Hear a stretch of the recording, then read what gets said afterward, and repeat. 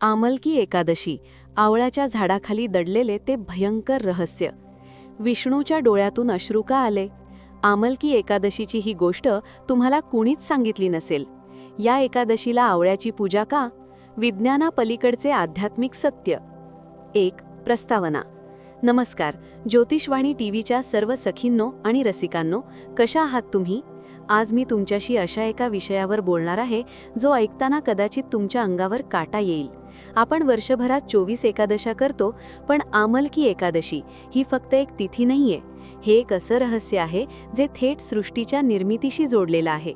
तुम्हाला माहितीये का, एका झाडाच्या पूजेने तुमची 7 जन्मांची पापं धुवून निघू शकतात. पण थांबा, यात एक असा सस्पेन्स दडलाय जो बहुतेकांना माहीतच नाही. भगवान विष्णूच्या डोळ्यातून जेव्हा आनंदाश्रू पडले तेव्हा नेमकं काय घडलं होतं? आणि या एकादशीला रंगभरी एकादशी का म्हणतात? आजच्या या विशेष भागात आपण उलगडणार आहोत आमलकी एकादशीचं ते गुपित जे तुमचं आयुष्य बदलून टाकू शकतं. 2. आमलकी एकादशीचे महत्त्व. मिथुन राशीच्या आपण स्त्रिया कशा असतो ना, आपल्याला प्रत्येक गोष्टीमागे का आणि कसं हे जाणून घ्यायची ओढ असते. तर सखींनो, आमलकी म्हणजे आवळा. आपल्या आयुर्वेदात आवळ्याला अमृत फळ म्हटलंय, पण अध्यात्मात आवळा हे साक्षात विष्णूचं रूप मानलं जातं. फाल्गुन महिन्याच्या या एकादशीला आवळ्याच्या झाडाची पूजा केली जाते. पण का? विचार करा, ब्रह्मांडात इतकी झाडं असताना फक्त आवळ्यालाच एवढं महत्त्व का?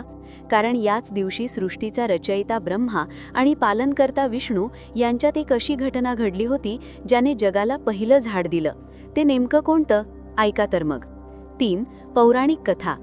खूप वर्षांपूर्वीची गोष्ट, जेव्हा सृष्टीची नुकतीच निर्मिती होत होती. भगवान विष्णू योगनिद्रेत होते. त्यांच्या नाभिकमळातून ब्रह्मदेव प्रकट झाले. ब्रह्मदेवांना प्रश्न पडला की मी कोण आहे? माझी निर्मिती कशासाठी झाली? आपल्यासारख्या जिज्ञासा त्यांच्याही मनात होती. तेव्हा विष्णू प्रकट झाले. विष्णूंना पाहून ब्रह्मदेवांच्या डोळ्यातून आनंदाश्रू वाहू लागले. आणि सख्यांनो, इथेच खरा चमत्कार घडला. ते अश्रू जेव्हा पृथ्वीवर पडले तेव्हा तिथून एक रोप उठलं. ते होतं आवळ्याचं झाड. विष्णूंनी सांगितलं, हे झाड माझं स्वरूप असेल. जो कोणी आजच्या दिवशी याची पूजा करेल त्याला 1000 गोदानांचं पुण्य मिळेल. पण ही गोष्ट इथेच संपत नाही. यात एक शिकारी सुद्धा येतो. एका भयंकर पापी शिकाऱ्याने फक्त योगायोगाने ही एकादशी केली आणि त्याचं नशीब कसं पालटलं ते ऐकलं तर तुम्हालाही वाटेल की अरेच्चा, देवाचा न्याय किती अगाध आहे. 4. शिकाऱ्याची ती गूढ गोष्ट. एक शिकारी होता ज्याने आयुष्यभर फक्त हिंसा केली होती. एकदा शिकार शोधता शोधता तो एका मंदिरात पोहोचला. तिथे आमलकी एकादशीचं जागरण सुरू होतं. शिकारी दुरून ते सगळं बघत राहिला. त्याने काहीच खाल्लं नव्हतं म्हणून त्याचा उपवास घडला. त्याने काहीच वाईट केलं नाही म्हणून त्याचं मन शांत झालं. मृत्यूनंतर जेव्हा तो पुन्हा जन्माला आला तेव्हा तो एक राजा झाला. का? कारण त्याने नकळत का होईना पण त्या दिवशी आवळ्याच्या झाडाखाली बसून विष्णूची कथा ऐकली होती. विचार करा, जर एका शिकाऱ्याचं आयुष्य बदलू शकतं तर आपण श्रद्धेने केलं तर काय होणार नाही? 5. पूजेची विशेष पद्धत. आता तुम्ही म्हणाल, ताई आम्ही कशी पूजा करायची? मिथुन राशीच्या महिलांना तर कामं खूप असतात, पण ही पूजा सोपी पण प्रभावी आहे.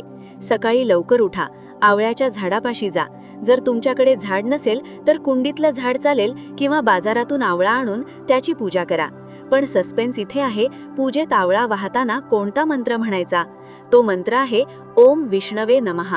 आणि एक खास टिप, या दिवशी आवळ्याच्या झाडाला 7 वेळा दोरा गुंडाळताना तुमच्या मनातली एक सुप्त इच्छा बोलून दाखवा. ती पूर्ण होणारच हे शास्त्रात लिहिलंय. 6.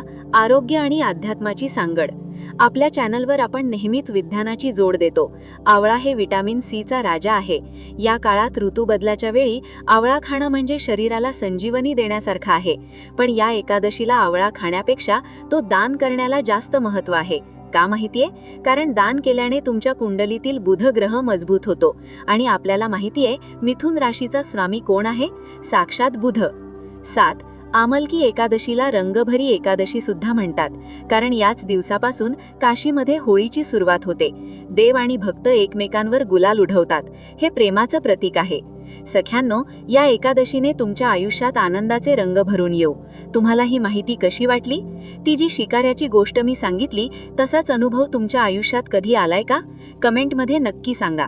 आणि हो, जर तुम्ही अजूनही ज्योतिषवाणी टीव्हीला सबस्क्राईब केलं नसेल तर आत्ताच करा, कारण पुढच्या व्हिडिओमध्ये मी सांगणार आहे एक असं रहस्य जे तुमच्या घरातील वास्तुदोष एका आवळ्याने कसा दूर करू शकतो. भेटूया पुढच्या भागात. तोपर्यंत श्रद्धेने म्हणा ओम नमो भगवते वासुदेवाय.